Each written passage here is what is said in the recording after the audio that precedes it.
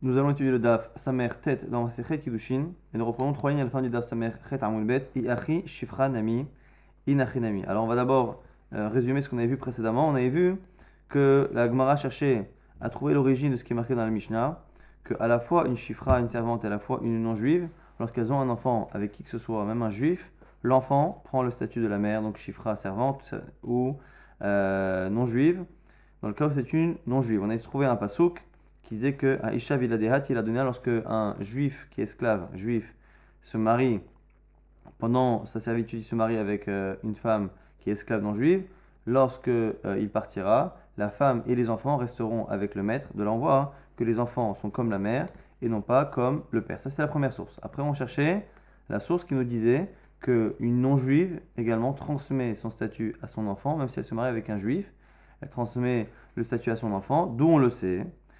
Et la Gemara avait commencé à dire que déjà, le fait qu'il n'y a pas de Kiddushin, on l'apprend de Yefat To'ar. Lorsqu'on nous dit que quelqu'un qui est en guerre rencontre une belle femme et qu'il veut l'épouser, on nous dit qu'il devra d'abord lui faire respecter le deuil de ses propres parents, puis la convertir, et à la fin il ira avec elle, et à ce moment-là, elle sera Vehaïta Loleisha, elle sera pour toi une femme, c'est-à-dire qu'elle ne peut être ta femme, une non-juive, que si elle est passée par la conversion. De là, on voit qu'il n'y a pas de Kiddushin, de mariage qui tienne avec une non-juive. Après, la Gemara avait dit d'où on sait que l'enfant tient d'elle, d'où on sait l'enfant pourrait être mamzer par exemple, d'où on sait que l'enfant tient d'elle.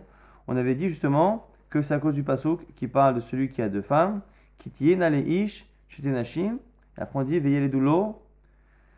Et lorsqu'un homme a deux femmes, qui sont les deux, sa femme qui tiena, dans lequel il y a des kiddushin, et à ce moment-là, on dit que les enfants veillez les doulos, les enfants qu'elle lui donne au pluriel, elle lui donne à lui. De là, on apprend une halakha particulière qui sort du contexte là-bas de celui qui a deux femmes et qui préfère une par rapport à une autre, pour nous dire que quand est-ce qu'on peut dire qu'un homme a des enfants qui sont les siens, veillez les doux l'eau, quand est-ce qu'une femme enfante pour le père et donc donne le statut du père, lorsque départ, kiti yena. Donc on a appris au passage que lorsqu'il n'y a pas de mariage possible, l'enfant est comme la mère. Du coup, la Gemara maintenant pose une question. Elle dit, finalement, ce dernier verset que tu m'as rapporté est suffisant pour m'apprendre à la fois la non-juive et à la fois la servante, puisque maintenant tu m'apprends que lorsque la mère n'est pas mariable, on ne peut pas lui faire des kiddushin, l'enfant sera comme elle.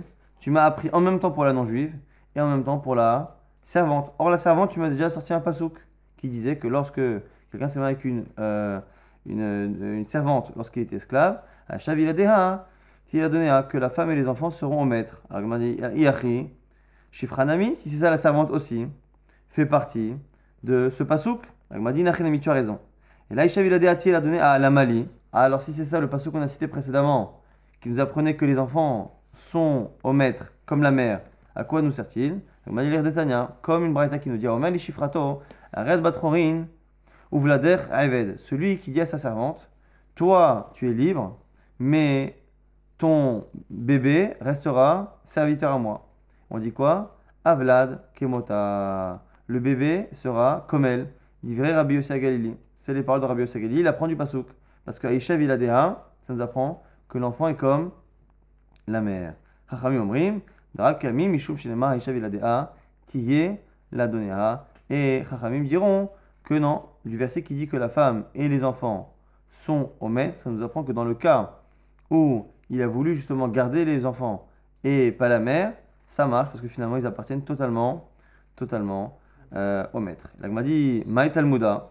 Alors comment Chachamim vont finalement apprendre cette histoire-là que donc Chachamim chez nous apprendront que le maître peut libérer l'enfant et pas la mère. Amarava, Ade Rabbi Yossi Galili, c'est justement la dracha. Donc notre Sugal est selon Rabbi Yossi à Galili. Donc finalement on a un verset, si on se rappelle d'où on sait qu'à la fois la chifra et à la fois la non-juive, l'enfant est comme elle, c'est parce qu'il n'y a pas de kiddushin, on le sait.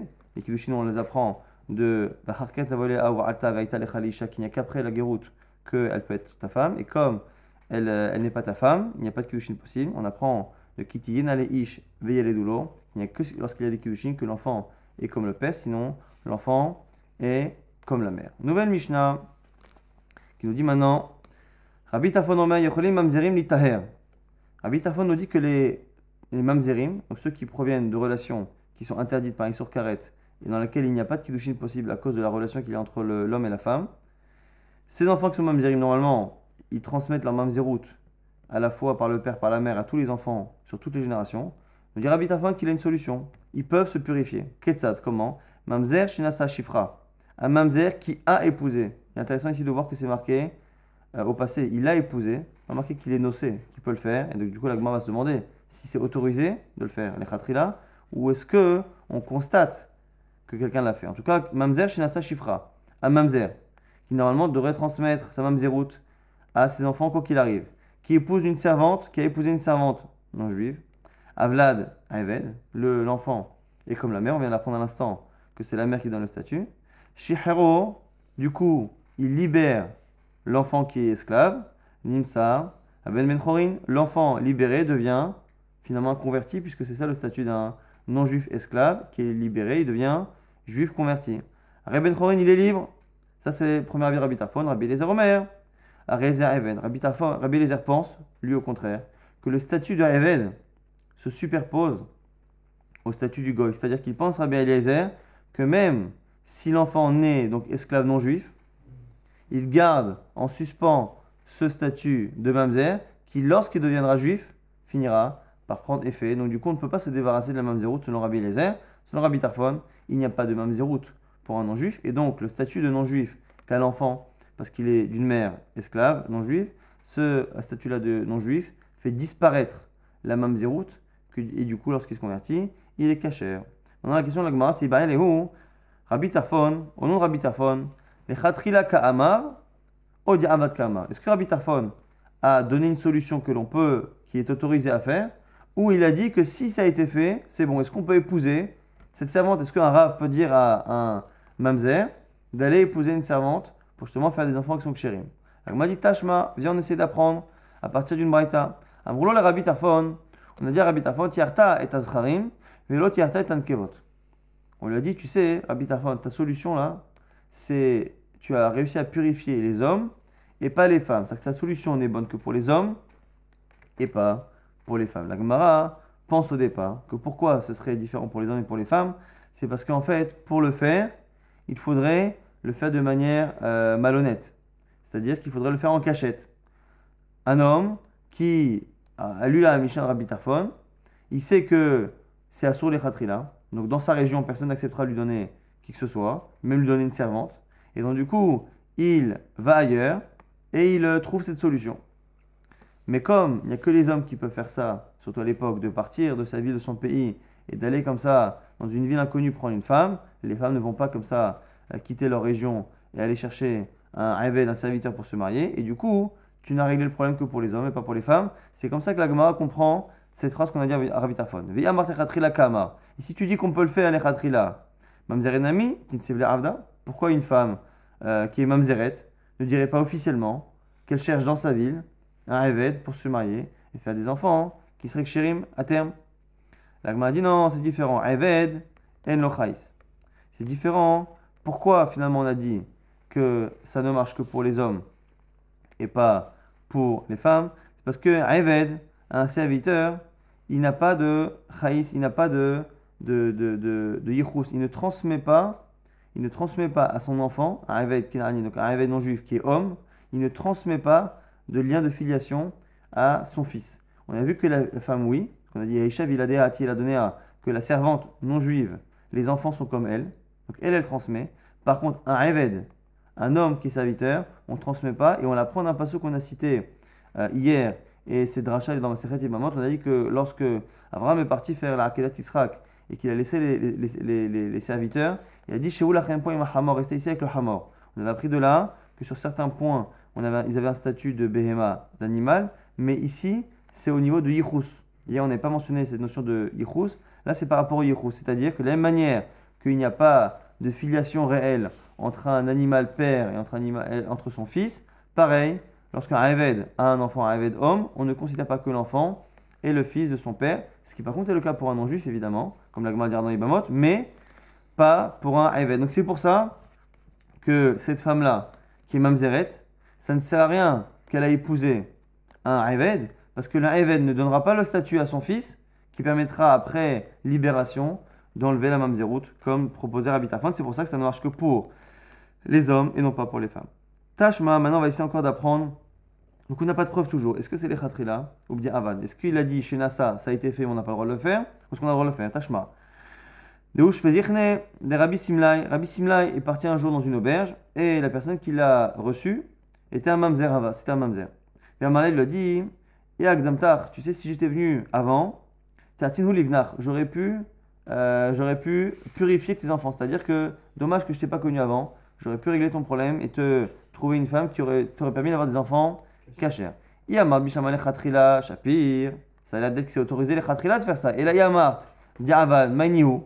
Si tu dis que quoi qu'il arrive, la purification de la descendance d'un mamzer ne peut se faire les khatrila, mais que bediavat si ça a été fait, on accepte. Pourquoi il lui a dit ça le Rav? Il m'a dit non, des mains ciblées à ça, c'est autre chose qu'il aurait proposé.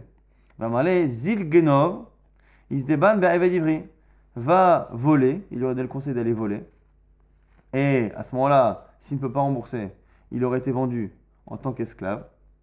Et si il est esclave, à ce moment-là, il a le droit d'épouser une chifra. Et donc ça ne voudrait pas dire qu'un homme juif normal, mamzer, libre, pourrait épouser une chifra, mais simplement lorsqu'il a été esclave. En sachant qu'ici, il lui demande tout de même de voler au passage, quelque chose qui est interdit. Donc ça va rentrer dans toutes ces notions-là. Est-ce qu'on a le droit? Finalement, il n'a pas le droit d'épouser une chifra al-khatri là. Pour éviter ça, il va transgresser un histoire de la Torah en allant voler.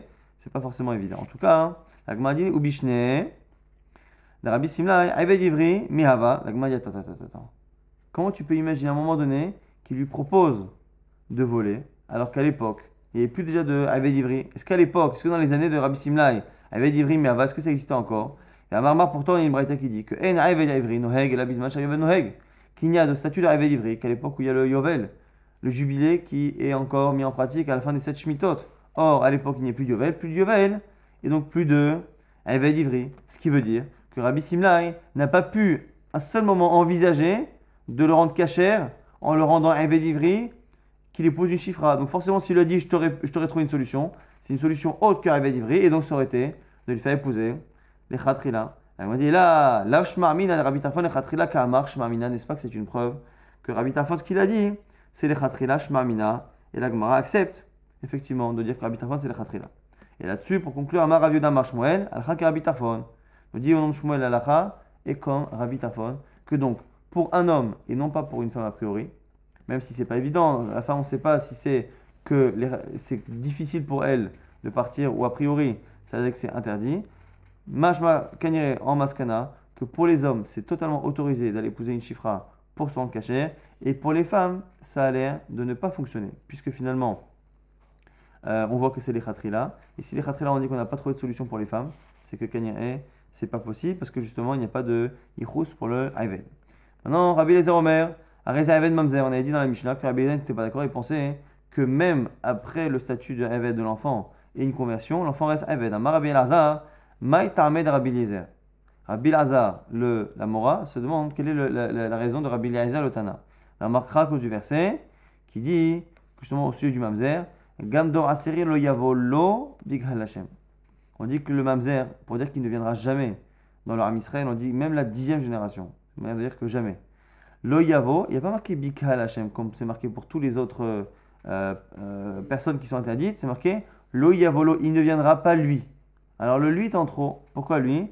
Aler, achar, pisolo, pour nous dire que finalement son psoul, son problème qu'il a de mamzerout, il est impossible à évacuer. Et donc il n'y a aucune solution qui peut marcher. Lo yavo, lo, aucune solution. Et donc du coup, c'est un interdit qui se transmet même si les enfants sont non-juifs ou les enfants sont avec Kenaani. Agmadia, Vera Banan, et Rabbi Tarfon et les autres Achamim, qu'est-ce qu'ils diront? Haou, Israël, ce passage-là qui dit l'eau pour dire que la mamzerout se transmet, c'est pour parler d'un autre cas. Lorsqu'un juif kasher épouse une mamzeret. Tu aurais pu penser que comme ce sont deux juifs, on a dit que lorsque ce sont deux juifs qui se marient, c'est le père qui donne le statut. Cohen, Lévi, Israël, c'est le père qui donne le statut. Donc là, puisque c'est un juif qui épouse une juive, même si elle est mamzeret, on aurait pu penser que c'est le père qui donne le statut. Et donc, lorsque le père est juif kasher et que la mère est mamzeret, l'enfant serait kasher comme le père. C'est pour ça qu'on a eu besoin du lot. Ata lo avke. C'est pour ça qu'on a dit lo yavolo, pour nous dire que le statut de mamzerout se transmet même si le père est caché, que c'est la mère qui est mamzeret. Ah, et Rabbi Eliezer, comment il va l'apprendre ça alors, Rabbi Eliezer? Lava falgav de katab le mishporatam le bet avotam atalo apke achanami falgav diktiva isha viladeati la doneha atalo apke. Lui il te dit que le lo sert de deux manières. Le lo, il sert à la fois pour exclure ce que tu viens de dire à l'instant. Tu pensais jusqu'à présent que c'est le père qui donne le statut. Quand le père est juif caché avec la mère mamzeret, tu vois que le lo fait que finalement la mamzerout se transmet, elle est plus forte que tout.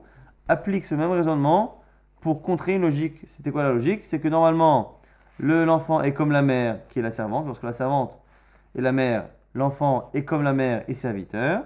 Là aussi, ça c'est la logique classique. Sauf quand le père est mamzer. Quand le père est mamzer, là aussi le lot vient nous montrer que la mamzerout est plus forte.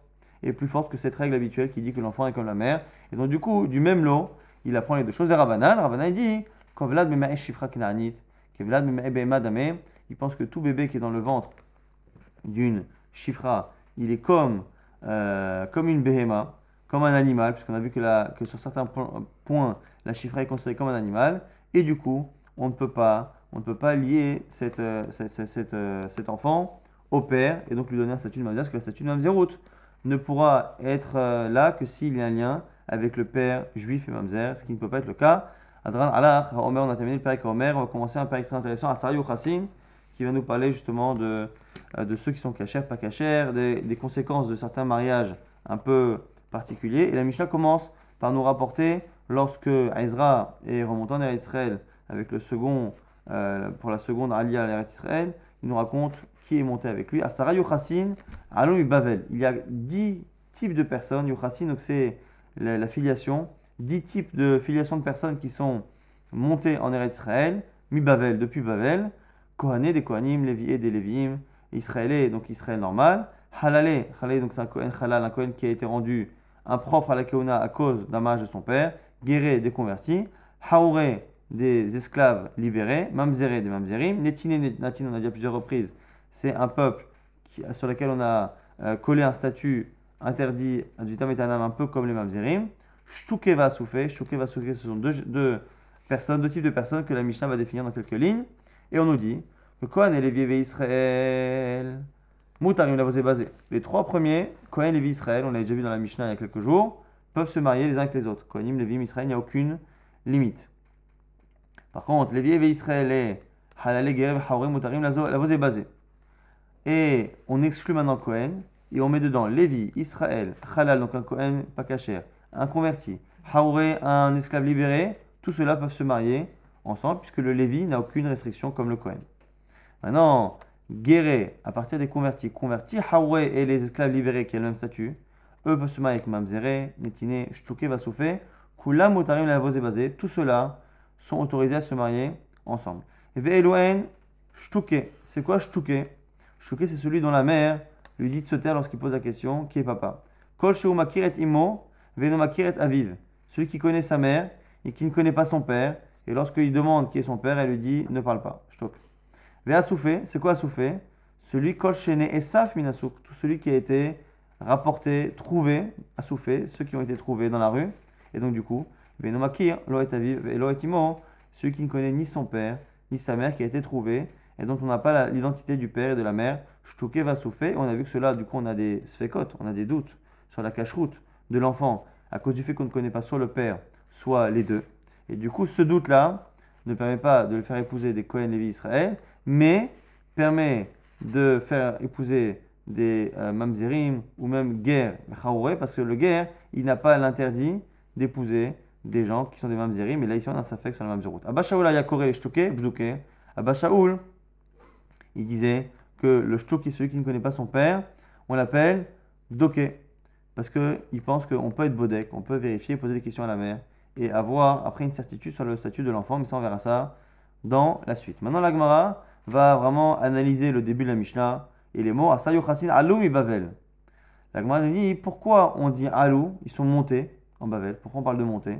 Maya Detania Alou mi Bavel, Nitne Alchou les Israël, pourquoi on ne dit pas ils sont partis en Israël? Pourquoi utiliser le verbe monter? La Gemara nous dit au passage, ça t'apprend que lorsqu'on va en Israël, on monte, on fait la Aliyah. Pourquoi? Mita agavo chekamashmalan. Ça t'apprend au passage quelque chose. Que quoi? Rodetania, ce qui est marqué dans une braïta. Et kamta ve'alita la makom. Hashem, tu te lèveras et tu monteras vers l'endroit que choisira Hashem, Elokecha. Mais la Med, chez Beit Hamikdash, Gavoa Mikol Israël, de là tu apprends que le Beit Hamikdash est plus élevé que tout Eretz Israël. Eretz Israël, Gavoa Mikol Arasot. Et que Eretz Israël est plus élevé que toutes les terres. Donc si on répond à notre question simple, pourquoi on a dit qu'ils sont montés de Babel? Pour dire qu'au passage, Eretz Israël est l'endroit le plus élevé. Alors c'est pas évidemment qu'un géographique, parce que le Beit Hamikdash n'est pas forcément le point culminant d'Eretz Israël, et Eretz Israël n'est pas le point culminant du monde, mais on parle au niveau, a priori, spirituel, c'est l'endroit le plus élevé. Et là, ici, on nous dit quoi? On nous dit que à la fois le Beit Hamikdash est plus élevé que Eretz Israël, et Eretz Israël que toute la terre. Donc c'est pour ça qu'on dit que l'on monte en Eretz Israël. Dans la Gemara, il y a tant. Dans la Braïta, on a un verset, mais le verset ne nous donne pas tout. Bish lama Beit Hamikdash gavoa mikol Eretz Israël. J'ai compris, j'ai trouvé la preuve que le Beit Hamikdash est plus élevé que tout Eretz Israël. Pourquoi? Parce que c'est le verset Hainu dirtiv. Bon, la Gemara ici cite le début du verset, mais qui n'est pas tellement ici nécessaire. C'est surtout Vekamta ve'alita, tu te lèveras et tu monteras et la makom vers l'endroit qu'aura choisi Hachem, qui est le Beit Hamikdash. Donc le fait qu'on ne précise pas d'où je viens en Israël, que je viens du nord, du sud, de l'est, de l'ouest, on me dit que lorsque j'irai pèleriner, j'irai demander une question, parce que j'ai un doute, je monterai au Beit Hamikdash. De là qu'on voit que quel que soit l'endroit d'où je viens d'Israël, je monte, si je monte, c'est que l'endroit du Beit Hamikdash est plus élevé que tout Eretz Israël. La Eretz Israël, Gavoa Mikol Aratzot Benelan, mais j'ai pas la preuve que Eretz Israël en lui-même est plus élevé que partout. Il faudrait trouver un verset qui me montre que d'où je viens, finalement, je monte pour aller en Eretz Israël. Quel est le verset? Ici on le trouve dans Yirmiyah, Dirtiv, Lachen Hine Yamim Baim, c'est la raison pour laquelle les jours vont venir, Neum Hashem, promesse d'Hashem, Lo Yamer Od Hay Hashem, Asher Elad Ben Israël Mered Misraim. On ne dira plus le Dieu vivant qui a monté les Bnei Israël depuis l'Égypte, on dira autre chose. Ki im Chay Hashem, Hashem Ha'ela. On dira que vivant est le Dieu qui a monté Shahela et Shavi et Bnei Israël, mais Eretz Safon Mikol Ratzot Asher Idartim Sham, qui a fait monter les Bnei Israël depuis la terre de Tsafon et depuis le nord et depuis toutes les régions où on a été exilé, repoussé. Donc ici on nous annonce le prochain retour en Eretz Israël en disant qu'à un moment donné, ce retour en Eretz Israël fera oublier la sortie d'Égypte, et on dit à ce moment-là que Hachem nous fera monter depuis tous les endroits où on aura été exilé de l'envoi, que quel que soit l'endroit d'où l'on vient, finalement, quand on arrive en Eretz Israël, on est obligé de monter. C'est parce que c'est marqué Asher He'ela Mikol Aratzot, qui vous fera monter depuis toutes les terres de l'envoi, que Eretz Israël est au-dessus de toutes les terres. Maintenant, ça c'est pour le verbe alou, monter. Pourquoi maintenant on a dit qu'ils sont montés de Babel et qu'on n'a pas parlé de la direction? Pourquoi on ne dit pas qu'ils sont montés en Israël? Pourquoi parler de l'origine, Babel, et pas de l'endroit où ils sont allés? Maïaya de alou Babel, alou Israël. Pourquoi on a dit qu'ils sont montés de Babel? On aurait dû dire qu'ils sont montés en Israël. Est-ce que c'est important de préciser qu'ils sont montés de Babel? La Gemara nous dit que ça permet de confirmer un peu la vie de Rabbi Elazar. Mais ça y allait les Rabbi Elazar. Ça va un peu comme Rabbi Elazar. Ça l'aide. C'est pas que ça va que comme lui, mais ça l'aide. Pourquoi? Rabbi Elazar, lor ala Ezra mi Babel, ak she asaa kesoled nekia ve'ala. Que Ezra, lorsqu'il est parti de Babel, avant de partir, il a filtré les familles et la cacheroute des familles de Babel comme une farine que l'on tamise et qui permet d'enlever toutes les impuretés. Et on l'apprendrait de Alou mi Babel, en disant Alou mi Babel, qui sont montés de Babel. On a cette notion-là que Ezra a cherché à enlever de Babel toutes les familles problématiques qu'on ne pourrait plus connaître. Parce que si les Chachamim partaient en Eretz Israël, on aurait laissé des familles sans surveillance rabbinique pour éviter les mariages. Et donc du coup, ça confirme Rabbi Elazar. Maintenant au passage, sur la Mishnah qui nous dit que les Yuchassim sont montés de Babel en Eretz Israël, on a une marque Itmar, Abayamar, Alou, Melehem, Tnan. Quand on dit dans la Mishnah que les 10 Yuchassim sont montés, Abaye dit ils sont montés, c'est-à-dire qu'ils ont fait la Aliyah de leur propre gré. Rava Amar, He'ilum, Tnan. Il dit non, il ne faut pas dire Alou, ils sont montés, il faut comprendre He'ilum, on les a fait monter. Marloket Abaye vers Rava, est-ce que les gens qui ont suivi Ezra l'ont suivi de leur propre volonté, gré, ou est-ce que c'est Ezra qui les a contraints à quitter Babel pour aller en Eretz Israël? Et la Gemara propose de dire que que leur discussion porte finalement sur la vie de Rabbi Lazar. Pourquoi? D'Amar Rabbi Lazar. Lo ala Ezra mi Babel acha asak solneki ala. On vient de dire à l'instant que Rabbi Lazar pense que Ezra a eu l'intention de purifier Babel de toutes les familles problématiques. Et du coup, c'est ça. Abaye lit les Rabbi Lazar. Abaye qui pense que les gens sont montés d'eux-mêmes. Ils ne pensent pas que Ezra a purifié, puisque finalement, c'est eux qui ont choisi de monter. Et Rava te dirait que Hit les Rabbi Lazar. Rava, il pense que Ezra a purifié, et c'est pour ça qu'il pense que comme il a voulu purifier Babel, c'est pour ça qu'il pense qu'il les a contraints à quitter. C'est lui qui a contraint les gens de partir de Babel pour justement purifier Babel et faire qu'elle était Kessolé Neke. La Gemara nous dit que ce n'est pas évident, dans tous les cas que ce soit lié, parce qu'il est possible de dire que des Choula Alma Hit les Rabbi Lazar, que tout le monde est d'accord avec Rabbi Lazar, que Ezra a purifié Babel. Mais dans purifier Babel, il y a deux manières. Soit on purifie en classant qui est quoi. Lui, il est Mamzer, lui, ça fait que Mamzer, lui, il est Aved, pas Aved, ainsi de suite. On classifie les familles et pas forcément les emmener à Israël. Ou sinon, il est possible qu'il a voulu non seulement les classifier et en même temps les emmener. On a deux manières finalement de purifier. Soit une purification qui est totale, c'est-à-dire séparation et détermination et séparation. Ça, c'est Rava. Et Rava, il penserait que non, il a purifié comment? En disant qui est quoi. Une fois qu'il a dit qui est quoi, il pouvait partir et laisser Babel avec la connaissance de quelle famille faisait quoi. Donc, tout le monde pense comme Rabbi Lazar. La discussion porte là-dessus. Marsava a frouchinu, au minafshes les coups, qui les a juste séparés, mais qu'eux-mêmes sont montés d'eux-mêmes. Omar et Rava pensent, ça va. Baal Kochayu, Asukino, qu'il a cachérisé Babel, non seulement en déterminant qui est quoi, et en même temps en les faisant partir de force de Babel. Maintenant, l'Agma va essayer de trancher comme qui? Est-ce que c'est comme Rava, comme Abaye? Est-ce qu'ils sont montés d'eux-mêmes ou pas? Bish, Lama, Lemadama, Allo. Je comprends mieux Abaye qui dit qu'ils sont montés d'eux-mêmes. Pourquoi? Il nous dit Amarav, Yehuda Amar Shmuel, Kol Aratzot, Issa, l'Eretz Israël. Si tu dis qu'ils sont montés d'eux-mêmes, je comprends mieux cette halakha de Shmuel qui dit quoi? Qui dit que toutes les terres sont Issa, sont une pâte mélangée par rapport à Israël. Ici, à chaque fois qu'on parle de cacheroute du peuple, on va parler de farine qui est tamisée ou une pâte. Une pâte, c'est ce qui est mélangé, ce qui ne permet pas de déterminer réellement qui est quoi. Et par rapport à cela, on dit que toute la terre est Issa. Et moins qu'à si on a chaud entre épouser une personne de Khoussares et d'Israël à l'époque, il fallait choisir Eretz Israël parce que Eretz Israël, finalement, est plus kshira que Eretz Israël. Et Eretz Israël, Issa les Babel. Mais Eretz Israël par rapport à Babel est moins sûr, moins fiable. Les gens d'Eretz Israël, la cacheroute des gens d'Eretz Israël est moins fiable que celle de Babel. Et ça, je le comprends mieux selon Abaye. Pourquoi? Parce que selon Abaye, qui a dit qu'en fait, Ezra n'a fait que dire qui est quoi. Et après, c'est les gens d'eux-mêmes qui sont partis. Quand ils sont partis, d'ailleurs, ils sont partis peut-être pour ça. Ils sont partis justement parce qu'une fois qu'ils étaient classés, ils savaient qu'ils ne pouvaient plus se marier. Donc, ils sont partis en Eretz Israël. Du coup, ils sont partis en Eretz Israël, ils se sont éparpillés là-bas. Et du coup, c'est ce qui a fait qu'en Eretz Israël, on a une Yaïssa, c'est moins cachère que Babel. Et là, les mandama, mais si tu dis que Ezra, non seulement il les a classés, mais il les a en même temps emmenés avec lui, ça veut dire que du coup, même en Eretz Israël, il savait encore qui était quoi. S'il les a emmenés en Eretz Israël, c'est qu'il n'a pas cachérisé Babel pour avoir des problèmes en Israël. Et là, les mandama, si tu dis qu'il les a emmenés lui, donc il sait qui est quoi. Donc il n'y a pas de problème, la tu as raison. Il y a la Houdara. Les Dara Harine Lodai.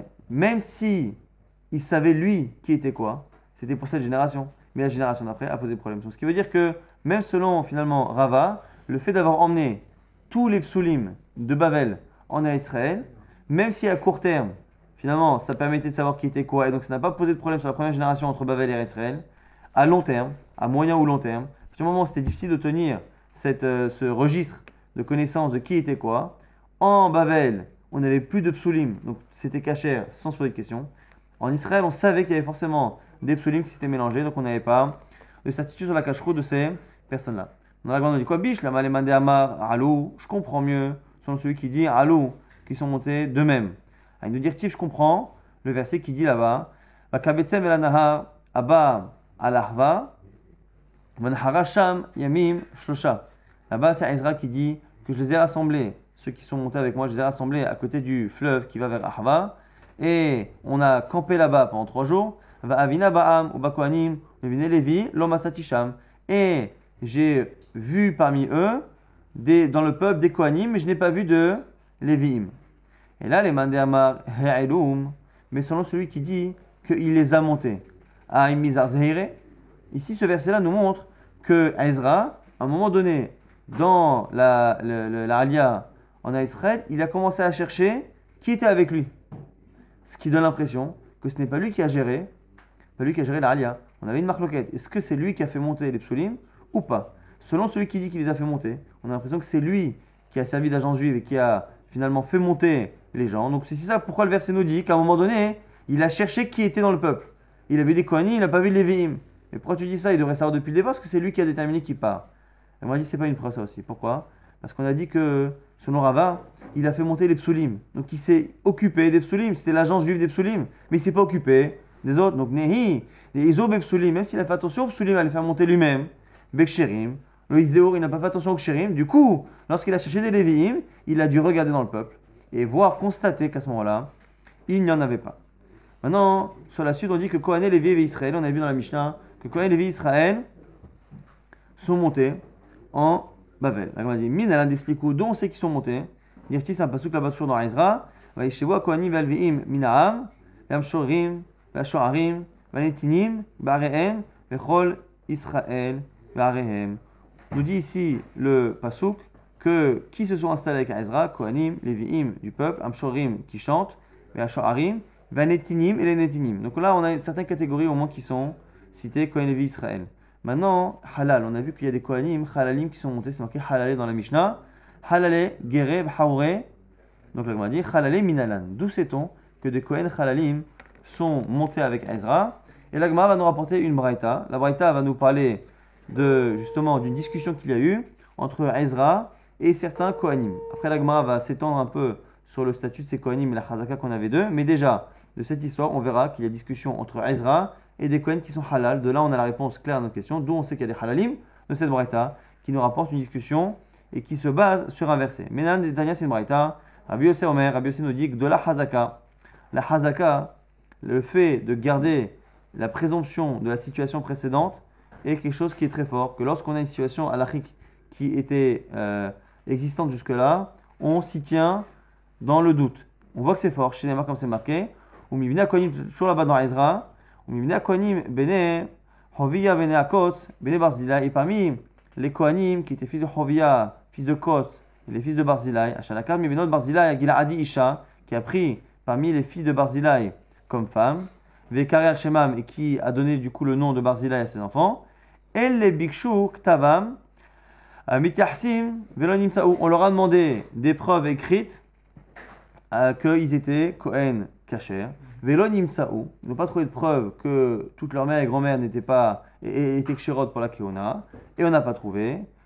Du coup, Vaigo Alum la Keuna, ils ont été exilés la Keuna, c'est-à-dire qu'ils ont été écartés de la Avoda au Beth Amikdash. Vayomer à Tirshata, et du coup, il leur a dit à Tirshata qui signe Nehemia, il leur a dit Ilahem, Ashallo Yochlu Mikodesh HaKodashim, Al Amod Kohen Lorim Vetumim. Comme on n'avait plus Lorim Vetumim dans le second Beth Amikdash, on leur a dit qu'ils ne pourront pas manger de korbanot jusqu'à ce que le Kohen vienne avec Urim et Tumim, donc jusqu'au moment du Mashiach, on aura la certitude de qui est Kasher, qui ne l'est pas. Donc ici, on a une braïta qui nous rapporte un verset qui nous dit que on les a mis de côté, mais il leur a dit tout de même, et c'est pour ça qu'il leur a dit, vous ne mangerez pas de Kodesh à Kodashim, des korbanot, machma, que pour les autres statuts de Kohen, ils peuvent, c'est-à-dire, Amalahem, Ariatem Cheskatrem, vous resterez dans votre statut précédent.